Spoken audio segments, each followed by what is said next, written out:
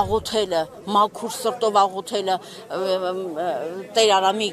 պատարագը մատուցած դապաղծություն չի։ Զգում ես մարդը ազնիվ է, թե ազնիվ չէ, որ քահանան է ազնիվ։ Լսել ենք, տեսել ենք, տեսնում ենք, իսկ ինչ մնում է կտրիչ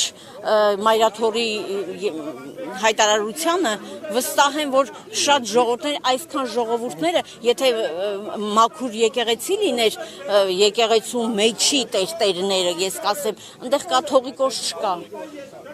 այնտեղ միայն բիզնեսներ, ես ինքս շատ լավ գիտեմ, որ եւ կտրիչը աղջիկ ունի,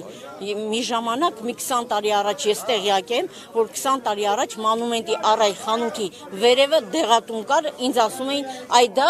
կտրիչեի կաթողիկոսի աղջկա դեղատունն է։ Եկել եք աջակցելու Տեր Արամին։ Այո, Դուք տեղացի եք, թե Երևանցի։ Երևանից ենք եկել, մենք անցած գիտակել ենք մասնակցել, այսօր էլ ենք եկել։ Եվ խնդրեմ մեկնաբանեք Մայրաթորի հայտարարությունները, մասնավորապես մի քանի օր առաջ նրանք հայտարարեցին, որ նախորդ Կիրակի այստեղ տեղի ունեցած պատարագը դապաղծություն էր։ Ձեր կարծիքը այդ հայտարարության Մենք մասին։ այնքան, ոնց ասեմ, Սխալ բան են ասել։ չգիտեմ, այնքան որ մենք այսօր էլ ենք եկել, երևի ամեն Կիրակի պիտի գնանք։ Ժողովուրդը պիտի պատարագի մասնակցի։ Եվ ինչ եք կարծում, շարունակական կլինի եւ արդյոք վարչապետի ասած կուլմինացիան հովանավանքից կսկսի, այլ ոչ էջմից։ Այո, մենք վստահում ենք մեր վարչապետին, մենք էլ նման կարծիք ունենք։